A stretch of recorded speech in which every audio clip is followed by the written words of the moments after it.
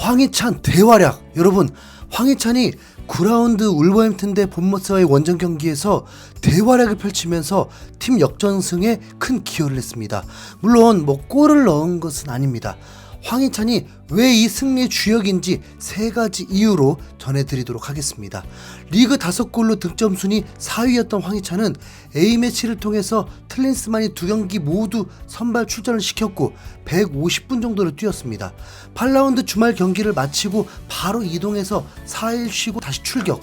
이 정도로도 체력 문제 얘기가 나오는데 황희찬은 15시간 이동거리에 시차 8시간 차이가 났는데도 좋은 활약을 한 거죠. 근데 다시 또 돌아가야 되잖아요. 그리고 3일 쉬고 주말 리그 경기를 선발 출전을 하게 된 겁니다. 이건 그만큼 울버햄튼에서 황희찬이 필요한 선수라는 거죠. 실제로 울버햄튼은 골을 넣기 위해서는 네투, 쿠냐, 황희찬밖에 의지할 선수가 없습니다. 울버햄튼이 상대할 팀은 본머스, 올 시즌 승리가 아예 없는 팀입니다. 그러면 원정 경기라고 해도 승점 3점을 위해서 기회라고 볼 수 있잖아요. 울버햄튼은 3-4-3 전형을 꺼내들었습니다. 주제사가 골키퍼 장갑을 끼고 토티 고메스, 막시밀리안 킬먼, 크레이그 도슨이 센터백, 라얀 아이투누리와 매도어티가 좌우 윙백을 맡았고 중원엔 부바카르 트라오레와 주앙 고메스가, 공격수는 황희찬, 마테우스 쿠냐, 페드로 네투가 이름을 올렸습니다. 앞서 리버풀이 에버턴을 상대로 2대0으로 승리했을 때 남미, 아프리카를 다녀온 누네스, 디아즈, 살라도 선발 출전하고 살라는 풀타임도 뛰었습니다. 비유럽 선수들이 감당해야 할 몫이죠. 더 솔직히 체력적으로 과부하가 있지만 그래도 팀에 꼭 필요한 선수라는 게 더 중요하잖아요.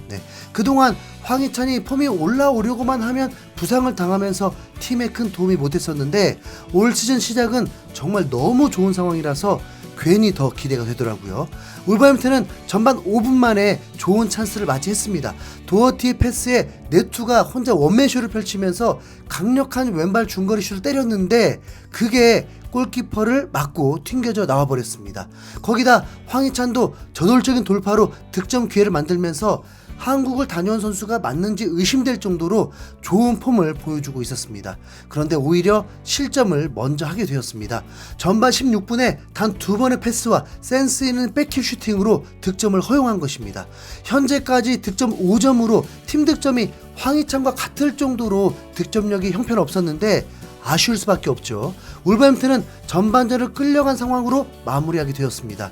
그럼 조금 불안한 건 밀린 상황에서 황희찬이 교체가 될 수 있다는 거죠. 누가 봐도 힘든 일정을 소화하고 있잖아요. 우선 후반전에 2분 만에 쿠냐가 동점골을 넣으면서 원점을 만들었습니다. 울버햄튼이 15위인 상황에서 4경기 연속 무패가 되는 것도 나쁘진 않죠. 또 원정 경기였으니까요. 그런데 황희찬이 제대로 사고를 쳐버립니다. 후반 7분에 황희찬이 드리블로 질주를 하는데 본머스 선수가 유니폼을 잡아당기고 위험한 태클로 황희찬을 넘어뜨려 버린 겁니다. 그랬더니 황희찬이 곧바로 일어나서 분노를 표출하면서 돌발 상황을 만들었는데 아예 본머스 선수가 황희찬을 머리로 받아들이면서 대형 사고가 발생해 버린 겁니다. 황희찬은 준수한 연기력으로 바로 쓰러졌고 본머스 선수는 다이렉트 퇴장을 당했습니다. 황희찬이 흐름을 완벽하게 바꿔놓은 거죠. 이러면 울버햄튼에게 매우 유리하게 되는 거죠. 황희찬이 골은 아니더라도 팀이 이길 수 있는 좋은 기회를 만들어준 것입니다. 그리고 후반 35분 황희찬, 쿠냐, 아이누리로 이어지는 멋진 패스 플레이 끝에 왼쪽에서 날카로운 땅볼 크로스가 올라왔는데 네투의 박스한 슈팅이 골대를 넘어가면서 아쉬움을 삼켰습니다. 한 명의 부족한 최약체 팀을 상대로 한 골을 못 넣는다면 이건 울버햄튼도 큰 문제가 되는 거죠. 그래서 황희찬이 이 상황마저도 완전 바꿔버립니다. 후반 43분 박스 정면에서 볼을 잡은 황희찬이 박스 안에서 달려드는 수비수 사이로 공을 툭 찍어 올렸고 이를 칼라이지치가 침착하게 마무리하면서 기다렸던 역전골이 터졌습니다. 황희찬이 골은 아니지만 어시스트로 3경기 연속 공격 포인트를 올리는 순간이었습니다. 대박이죠. 울버햄튼이 4경기 연속 무패일 뿐만 아니라 팀도 중위권 12위까지 올라가게 되었습니다. 사실 울버햄튼은 스몰 클럽일 뿐만 아니라 돈이 없어서 선수 영입도 매우 힘들었고 시즌 시작 전에 감독이 스스로 그만두기까지 해버렸습니다. 그만큼 어려운 상황이죠. 그럼에도 황희찬이 주전 자리를 꿰차면서 팀을 구해내고 있는 것입니다. 황희찬은 이날 풀타임 출장에 슈팅 3회, 드리블 성공 2회, 성공률 100%, 기회 창출 3회, 경합 성공 6회로 공격적으로 뛰어난 활약을 펼쳤습니다. 이 정도 폼에 부상만 없으면 정말 미토마와 버금가는 대우를 받을 수 있는 거죠. 황희찬은 평점도 8.3점을 받으면서 공격수 3명이 모두 평점 8.3을 받았습니다. 거기다 황희찬은 이 경기마저도 풀타임을 뛰면서 엄청난 체력을 보여주고 있습니다. 올 시즌 풀타임은 처음이라고 하는데 가장 힘든 상황일 때 오히려 가장 많이 뛰면서 울버햄튼의 핵심 선수임을 확인시켜줬죠. 정말 부상만 없길 바라게 되네요. 최소한 울버햄튼은 현재 분위기가 매우 좋은 건 확실합니다. 최근 울버햄튼은 황희찬의 위력을 아는지 공식 유튜브를 통해서 황희찬이 울버햄튼 소속으로 넣은 골들을 하이라이트로 제작해서 공개했는데 20만 조회수를 기록했습니다. 경기 하이라이트를 제외하면 매우 이례적인 조회수죠. 황희찬은 이제 다음 경기가 일주일 쉬고 뉴캐슬을 홈에서 상대하게 됩니다. 황희찬으로서는 지옥의 2주를 성공적으로 탈출을 했고 이제 푹 쉬면서 뉴캐슬을 상대하면 되는 거죠. 뉴캐슬은 같은 시간에 크리스탈 팰리스를 상대로 4골을 퍼부으면서 챔스권에 충분히 경쟁력이 있음을 보여주었는데 울버햄튼도 맨시티도 이겼던 만큼 뭐 붙어봐야죠. 뉴캐슬은 이번 승리로 5위까지 치고 올라오면서 상위권 팀들을 위협하게 되었습니다.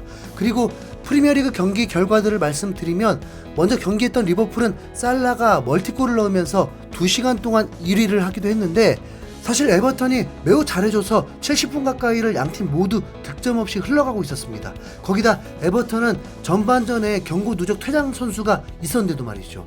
그런데 리버풀이 기사회생한 건 에버턴 수비수의 핸드볼 파울로 페널티킥이 발생하면서 허무하게 패배를 당하게 되었습니다.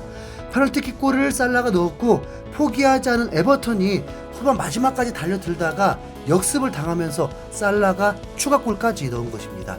그래서 살라가 득점 2위로 손흥민을 밀어내버렸습니다. 그리고 1위였던 홀란은 9라운드에서 득점을 추가하면서 손흥민과 격차가 3골이 되었습니다. 맨시티는 브라이튼을 상대로 2대1로 승리를 거뒀는데 전반에만 2골을 넣으면서 쉽게 끝날 줄 알았지만 실점도 하고 경기 마지막이 매우 치열해지면서 추가 시간이 9분이나 주어지고 퇴장도 나오고 혈전이었습니다. 최종 승리는 맨시티였고 승점 3점을 챙기면서 1위까지 오르게 되었습니다. 어느 정도 예상했던 대로니까 불안함은 없는데 새벽 3시 상황까지는 예상과 다른 상황이 일어나고 있습니다. 첼시 아스날의 런던 더비가 있었는데 첼시가 홈에서 마갈량이스의 핸드볼 파울이 나오면서 첼시가 페널티킥 골로 앞서 나가게 되었고 후반전에도 추가골이 나오면서 2대0 포체티노가 제대로 토트넘을 도와주네요. 우선 결과가 나온 상황은 아니라서 최소한 무승부만 되어 주어도 매우 고마운 상황인 거죠. 이러면 토트넘은 풀럼을 상대로 승리만 한다면 1위로 다시 올라설 수 있습니다. 한국 선수가 프리미어리그에서 득점을 하는 것도 보더니 이젠 한국 2명의 선수가 득점선이 10위 안에 들어있는 것도 보게 됩니다. 이게 진짜 꿈입니까? 생시입니까? 자, 다음 이강인 컨텐츠로 곧 올게요. 여러분 힘내라고 좋아요 꼭 좀 눌러주세요. 오늘 정말 정신이 하나도 없는 경기 일정입니다. 황희찬, 이강인, 거기다 김민재, 이재성, B클럽들 경기까지 눈알이 빠질 것 같아요. 좋아요 꼭이요. 이상 흰수염고래였습니다. 감사합니다.